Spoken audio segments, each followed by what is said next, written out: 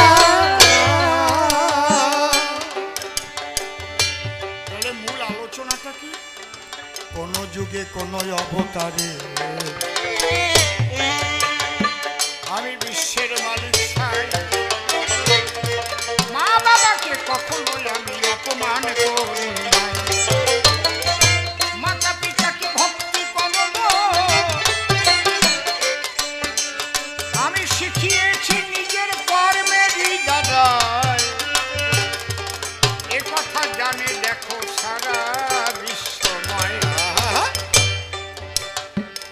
বলে আবর্জনা নদীর পারে কেন?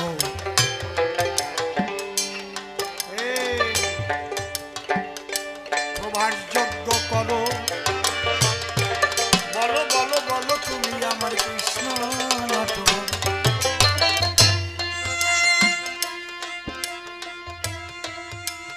এই নদী প্রভাসের উপরে অভিশাপ ছিল, ঋষির অভিশাপ।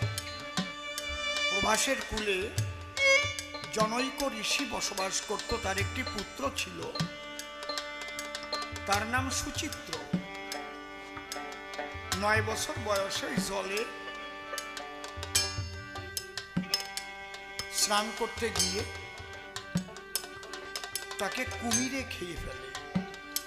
তখন ওই ঋষি অভিশাপ করেছিল, আজ আমার সন্তানকে যে নদীর জল থেকে এইভাবে বিনষ্ট করল, এই নদীতে কেউ আর আসবে না, জোয়ার ভাটা হবে না, ময়লা আবর্জনা ফেলে এই নদীকে দুর্গন্ধযুক্ত করবে। প্রভাস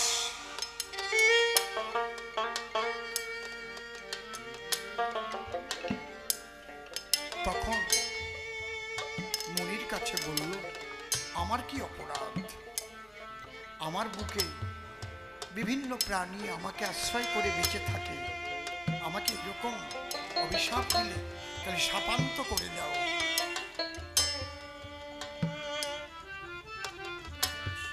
তখন মুনি বলেছে,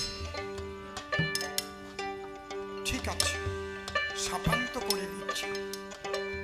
এই নদীর কূলে যেদিন ভগবান যজ্ঞ করিবে, এই নদীর কূলে রাধা কৃষ্ণের মধুর মিলন হবে।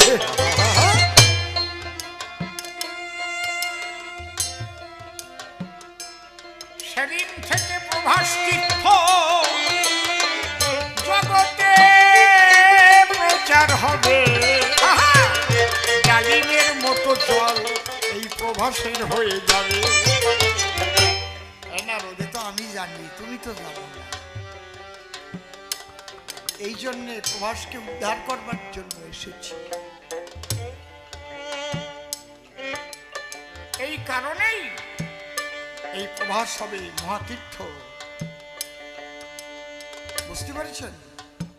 সে কারণে আমি যজ্ঞ করি, প্রভাসের তীরে পরিষ্কার করে জোগাড় দিলাম আপনাদের ঘরে। দেখি এরপরে সে এসে কোনো কোনো কথা কয়, আর কোন ভাবের ভাব ভাগ আসে উঠাইয়ে। প্রভুগুরু তার কথা শুনিতে আমার বাসনা জাগিল। এইবার নারদ তুমি এসে তোমার কথা বলো। আপনারা সবাই প্রেমানন্দে বলুন হরি হরি উলুধ্বনি হরি ধ্বনি গান যত নর। তবে আরে বেশি বলে নাই প্রয়োজন, আমার মতো ভাব আমি করি সমাপন। এরপরে নারদ এসে সেবাতে আসবে, তার ভাবের কথাগুলো বুঝিয়ে বলিবে। এই পর্যন্ত করি ক্ষান্ত রাধাকান্ত স্বরী প্রেমানন্দে ভক্তবৃন্দে বলুন হরি হরি।